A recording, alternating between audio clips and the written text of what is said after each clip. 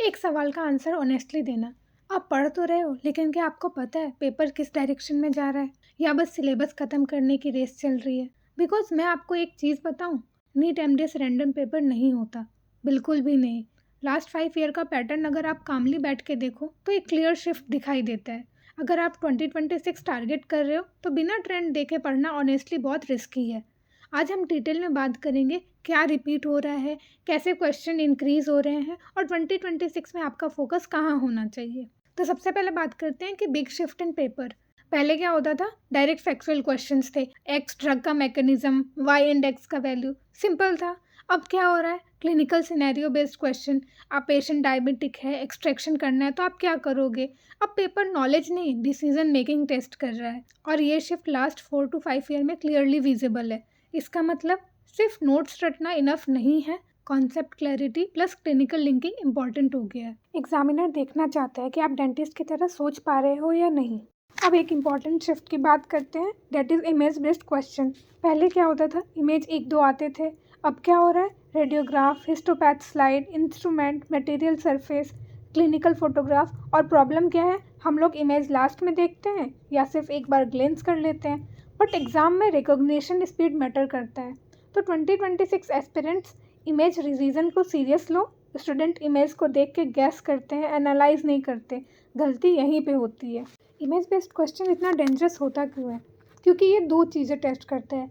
First, recognition speed. आप जितना जल्दी रिकॉग्नाइज करोगे इमेज को, उतना जल्दी आपका टाइम बचेगा। अगर आप किसी इमेज को देख के सोचने लग जाओगे और रिकॉग्नाइज नहीं कर पाओगे तो आपका क्वेश्चन और आपका टाइम वहीं रह जाएगा। Second, concept linking. अब इमेज को सिर्फ आइडेंटिफाई करना इनफ नहीं होता। अब एग्जाम्पल से समझते। सबसे पहले रेडियोलॉजी का question.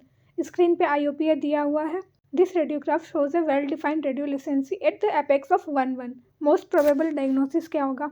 पेरियापाइकल granuloma, radicular cyst, periapical abscess और डेंटोजेनिक केरेटोसिस्ट। अब यहाँ सिर्फ इमेज देख के आपको टिक नहीं करना। एग्जामिनर इसमें आपको क्या सोचने के लिए मजबूर कर रहा है? बॉर्डर डिफाइंड है या डिफ्यूज है? कॉर्टिकेटेड मार्जिन है? रेडियोलोसेंसी का साइज क्या सजेस्ट कर रहा है? एग्जामिनर देख रहा है कि आपको रेडियोग्राफ एनालाइज करना आता है या सिर्फ आप गेस कर रहे हो। ठीक है, तो ये डिफ्रेंशिएशन कॉन्सेप्ट बेस्ड है। तो अगर आपने सिर्फ डेफिनेशन रटे हैं और डिफ्रेंशिएशन नहीं आपको पता, तो आपको यहाँ पे कन्फ्यूजन होगा और शायद आप गलत टिक करके आओगे। तो इसलिए आपको डिफ्रेंशिएशन बेसिस पे इमेज ज़रूर देख के जाना है कि अगर ये इमेज ऐसा है तो इसमें क्या क्या प्रोबेबल आंसर हो सकता है। एग्जाम्पल सेकेंड, हिस्टोपैथ स्लाइड की बात करते हैं। स्लाइड में केराटिन पर्ल्स दिख रहे हैं, लेकिन क्वेश्चन क्या आता है? This histopathological feature is characteristic of options क्या है? Verrucous carcinoma, squamous cell carcinoma, basal cell carcinoma, mucoepidermoid carcinoma. अब यहाँ पे आपको image recognition plus pathology concept दोनों चाहिए। सिर्फ keratin pearls, squamous cell carcinoma याद करना इनफ नहीं है। एग्जामिनर ट्रैप करता है डिफ्रेंशिएशन से। आपको हर पैथोलॉजी का डिफ्रेंशिएशन पता होना चाहिए। थर्ड एग्जाम्पल है इंस्ट्रूमेंट आइडेंटिफिकेशन। इसमें आपको इमेज दिया होगा, कोई भी बिग शेप्ड इंस्ट्रूमेंट दे देगा, क्वेश्चन होगा this instrument is primarily used for. तो ऑप्शन में आपको कोई भी removing maxillary molar, removing mandibular molar, removing root stump, luxation, ठीक है, ऐसे ऑप्शंस दिए होंगे।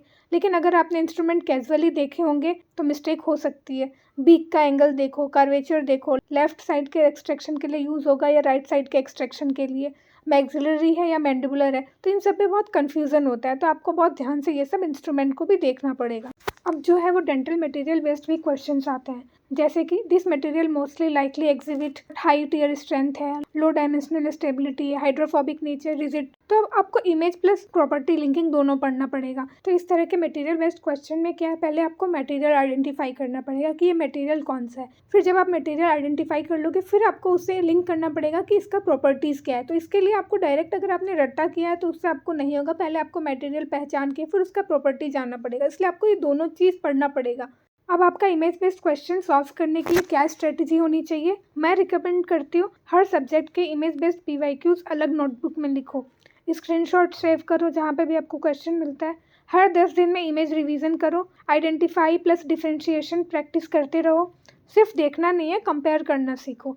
ठीक है, अगर आप चाहते हो कि मैं इमेज बेस्ड क्वेश्चन बनाऊँ तो आप मुझे कमेंट में करो, मैं उसके लिए अलग से वीडियो बनाऊंगी। अब क्लिनिकल बेस्ड क्वेश्चन से पहले थोड़ा सब्जेक्ट पैटर्न के बारे में थोड़ा देख लेते हैं। ठीक है, मैं आपको ऑनेस्टली बताऊंगी, कुछ सब्जेक्ट हर साल अपनी प्रेजेंस दिखाते हैं।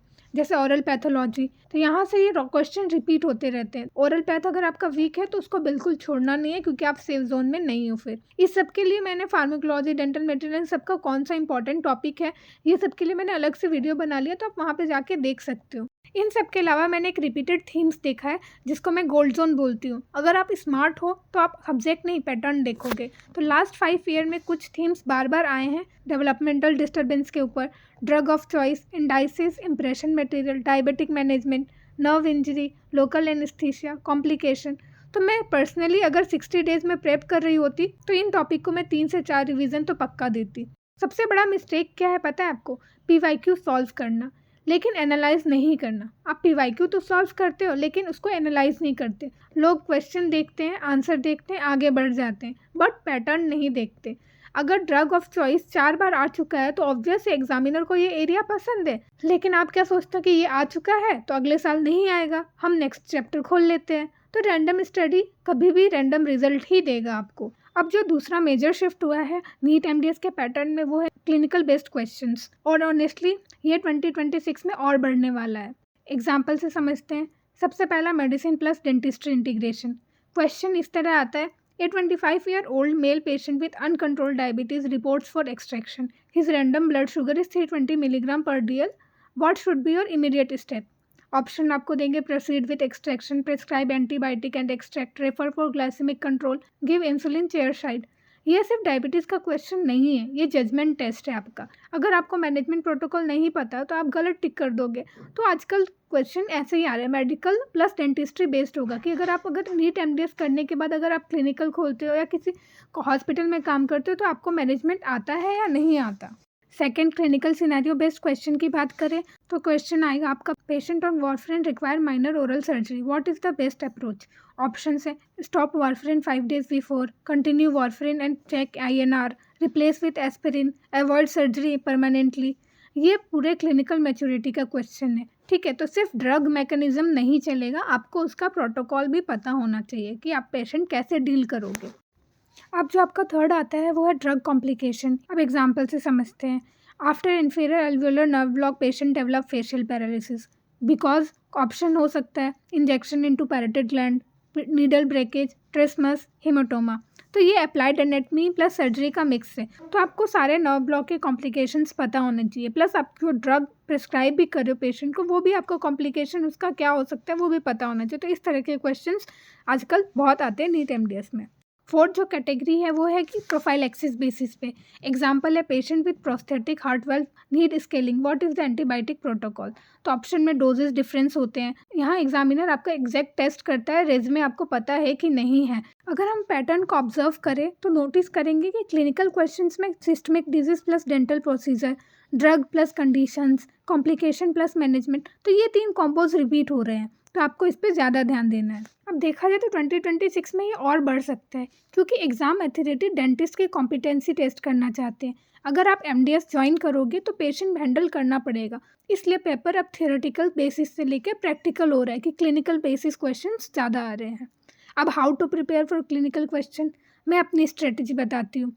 पहला, हर सिस्टमिक डिजीज के नीचे लिखो उसके dental consideration, drug of choice, contradiction. Second, if this patient comes to clinic what will I do, तो ये क्वेश्चन खुद से पूछो। थर्ड है, PYQs को टॉपिक वाइज अरेंज करो। आप 2026 के प्रेडिक्शन की बात करें तो ट्रेंड के बेसिस पे मैं क्या एक्सपेक्ट करती हूँ? क्लिनिकल इंटीग्रेशन और बढ़ेगा, इमेज बेस्ड पैथोलॉजी स्ट्रांग रहेगा, मेडिसिन लिंकिंग इंपॉर्टेंट रहेगी, ethics and infection control ignore मत करना, LA और systemic complication safe zone topic है। पेपर अब मेच्योरिटी टेस्ट करता है, आप डेंटिस्ट की तरह सोच पा रहे हो या नहीं, अभी ये चेक होता है। तो देखो, नीट MDS इम्पॉसिबल नहीं है, बट स्कैटर्ड प्रिपरेशन डेंजरस है। तो अगर आप रिपीटेड टॉपिक मास्टर कर लो, PYQ ट्रेंड समझ लो, रिवीजन साइकिल कंप्लीट करो तो सिलेक्शन रियलिस्टिक हो जाता। तो अगर आप चाहते हो मैं 2026 के लिए इमेज बेस्ड क्वेश्चन और क्लिनिकल बेस्ड क्वेश्चन पे मैं वीडियोस बनाऊं और एक रियलिस्टिक आपको अप्रोच दूं क्वेश्चन 2026 में कैसे अप्रोच करना है, तो कमेंट करो 2026 और वीडियो सेव कर लो। बिकॉज स्ट्रेटजी अगर आपका क्लियर है तो हाफ बैटल आप विन कर लोगे।